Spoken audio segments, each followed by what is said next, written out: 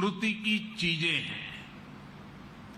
देश की जनता, विशेषकर युवा वर्ग, भावी पीढ़ी सभी प्रधानमंत्रियों के बारे में जानेंगी तो उन्हें प्रेरणा मिलेगी। इतिहास और वर्तमान से भविष्य के निर्माण की राह पर राष्ट्र कवि रामधारी सिंह दिनकर जी ने कभी लिखा था, प्रिय दर्शन इतिहास कंठ में, प्रिय दर्शन इतिहास कंठ में, आज ध्वनित हो काव्य बने। वर्तमान की चित्रपटी पर भूतकाल का संभाव्य बने। भाव ये कि हमारी सांस्कृतिक चेतना में जो गौरवशाली अतीत समाहित है वो काव्य में बदलकर गूंजे। इस देश का संपन्न इतिहास हम वर्तमान पटल पर भी संभव कर सकें। आने वाले 25 वर्ष आजादी का ये अमृत काल देश के लिए बहुत अहम है। मुझे विश्वास है कि ये नवनिर्मित प्रधानमंत्री संग्रहालय भविष्य के निर्माण का भी एक ऊर्जा केंद्र बनेगा। अलग अलग दौर में लीडरशिप की क्या चुनौतियां रही, कैसे उनसे निपटा गया, इसको लेकर भी भावी पीढ़ी के लिए ये एक बड़ी प्रेरणा का माध्यम बनेगा। यहां प्रधानमंत्रियों से संबंधित दुर्लभ तस्वीरें, भाषण, साक्षात्कार, मूल लेखन जैसी स्मरणीय वस्तुएं रखी गई हैं। साथियों, सार्वजनिक जीवन में जो लोग उच्च पदों पर रहते हैं, जब हम उनके जीवन पर दृष्टि डालते हैं तो ये भी एक तरह से इतिहास का अवलोकन करना ही होता है। उनके जीवन की घटनाएं, उनके सामने आई चुनौतियां, उनके फैसले बहुत कुछ सिखाते हैं। यानी एक तरह से उनका जीवन चल रहा होता है और साथ साथ इतिहास का निर्माण भी होता चलता है। इस जीवन को पढ़ना इतिहास के अध्ययन की तरह है। इस म्यूजियम से स्वतंत्र भारत का इतिहास जाना जा सकेगा। हमने कुछ साल पहले ही संविधान दिवस मनाने की शुरुआत कर राष्ट्रीय चेतना जगाने की तरफ अहम कदम उठाया है। ये उसी दिशा में एक और महत्वपूर्ण पड़ाव है। साथियों, देश के हर प्रधानमंत्री ने संविधान सम्मत लोकतंत्र के लक्ष्यों की, उसकी पूर्ति में भरसक योगदान दिया है। उन्हें स्मरण करना, स्वतंत्र भारत की यात्रा को जानना है।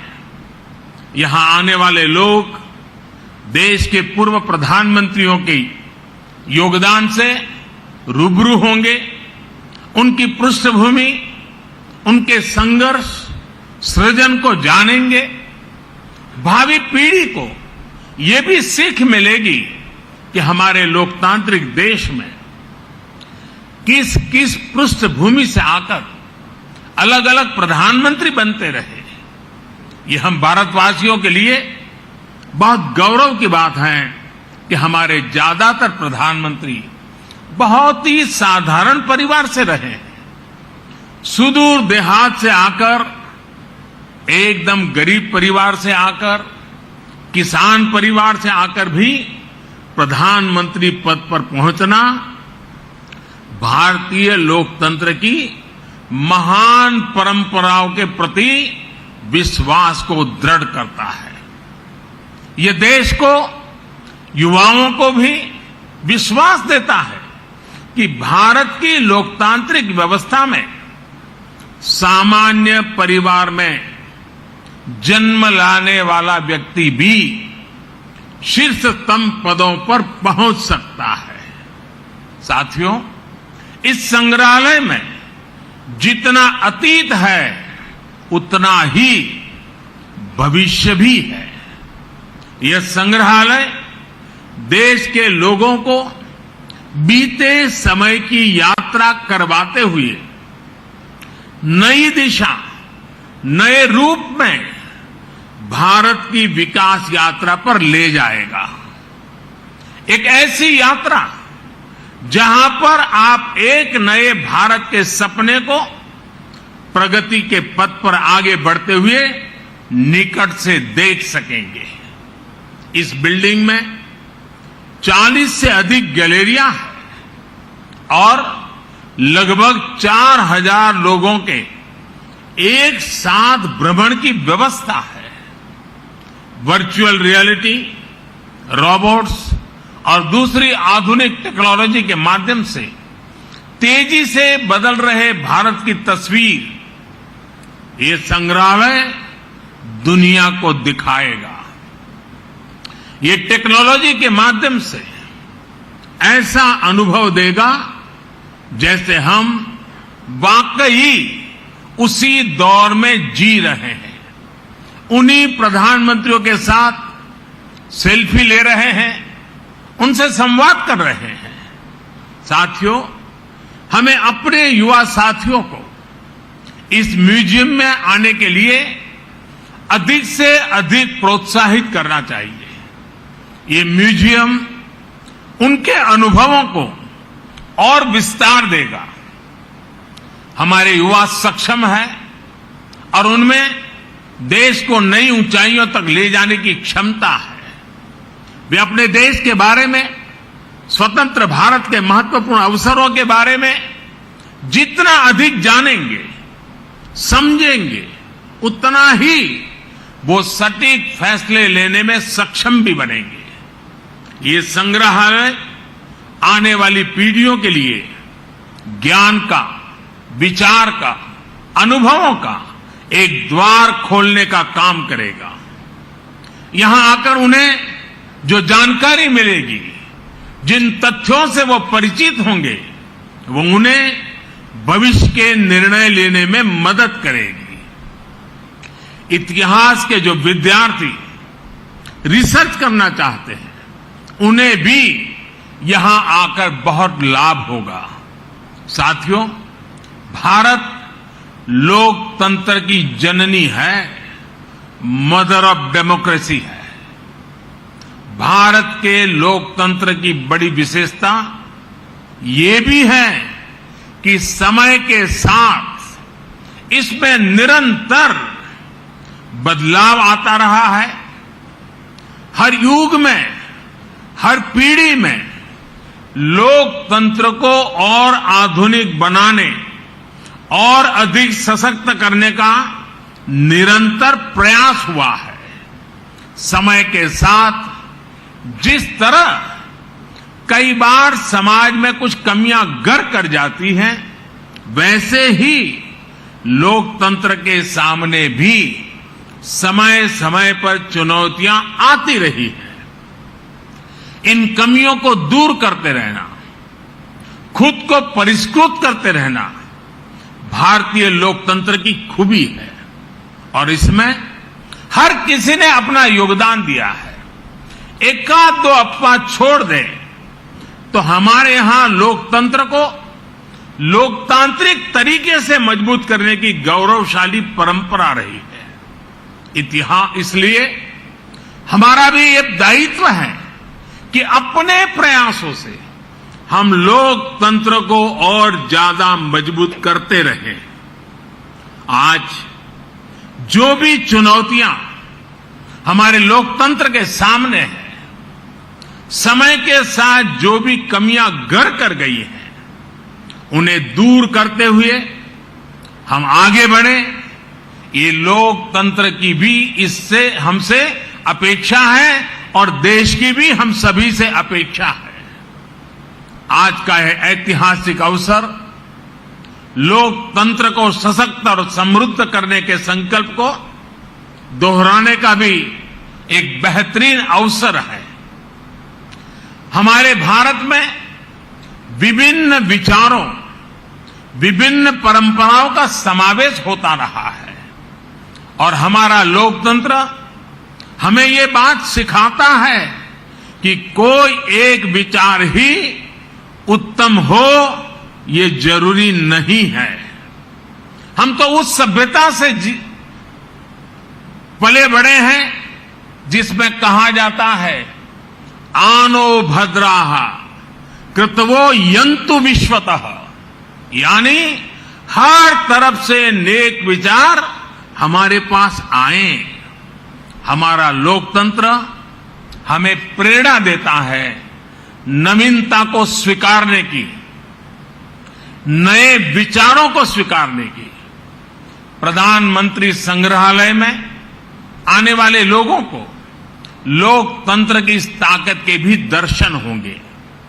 विचारों को लेकर सहमति, असहमति हो सकती है, अलग अलग राजनीतिक धाराएं हो सकती हैं, लेकिन लोकतंत्र में सबका ध्येय एक ही होता है, देश का विकास।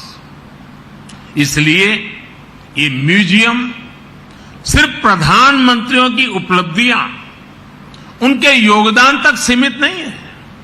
ये हर विषम परिस्थितियों के बावजूद देश में गहरे होते लोकतंत्र, हमारी संस्कृति में हजारों वर्षों से फले फूले लोकतांत्रिक संस्कारों की मजबूती और संविधान के प्रति सशक्त होती आस्था का भी प्रतीक है। साथियों, अपनी विरासत को सहेजना, उसे भावी पीढ़ी तक पहुंचाना प्रत्येक राष्ट्र का दायित्व होता है। अपने स्वतंत्रता आंदोलन, अपने सांस्कृतिक वैभव के तमाम प्रेरक प्रसंगों और प्रेरक व्यक्तित्वों को सामने, जनता जनार्दन के सामने लाने के लिए हमारी सरकार निरंतर काम कर रही है। देश से चोरी हुई मूर्तियां और कलाकृतियों को वापस लाना हो, पुराने म्यूजियम का पुनर्निर्माण हो, नए संग्रहालय बनाना हो, एक बहुत बड़ा अभियान बीते 7-8 वर्षों से लगातार जारी है।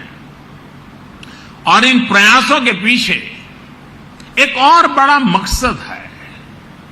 जब हमारी नौजवान पीढ़ी ये जीवन प्रतीक देखती है तो उसे तथ्य का भी बोध होता है और सत्य का भी बोध होता है। जब कोई जलियांवाला बाग स्मारक को देखता है तो उसे उस आजादी के महत्व का पता चलता है जिसका वो आज आनंद ले रहा है। जब कोई आदिवासी स्वतंत्रता सेनानी संग्रहालय देखता है तो उन्हें पता चलता है कि आजादी के लड़ाई में दूर सुदूर जंगलों में रहने वाले हमारे आदिवासी भाई बहनों ने कैसे हर क्षेत्र का योगदान रहा, हर वर्ग ने अपना सर्वस्व न्योछावर किया। जब कोई क्रांतिकारियों पर बने संग्रहालय को देखता है तो उन्हें एहसास होता है कि देश के लिए बलिदान होने का मतलब क्या होता है। यह हमारी सरकार का सौभाग्य है कि हां, दिल्ली में हमने बाबा साहब की महापरिनिर्वाण स्थली अलीपुर रोड पर बाबा साहब मेमोरियल का निर्माण करवाया है। बाबा साहब आंबेडकर के जो पंच तीर्थ विकसित किए गए हैं वो सामाजिक न्याय और अटूट राष्ट्र निष्ठा के लिए प्रेरणा के केंद्र है। साथियों, यह प्रधानमंत्री संग्रहालय भी लोगों द्वारा चुने गए प्रधानमंत्रियों की विरासत को प्रदर्शित करके सबका प्रयास की भावना का उत्सव मनाता है। इसका जो लोगो है उस पर भी आप सबका जरूर ध्यान होगा। प्रधानमंत्री संग्रहालय का लोगो कुछ इस तरह का है, कि उसमें कोटि कोटि भारतीयों के हाथ चक्र को थामे हुए हैं। ये चक्र 24 घंटे निरंतरता का प्रतीक है, समृद्धि के संकल्प के लिए परिश्रम का प्रतीक है।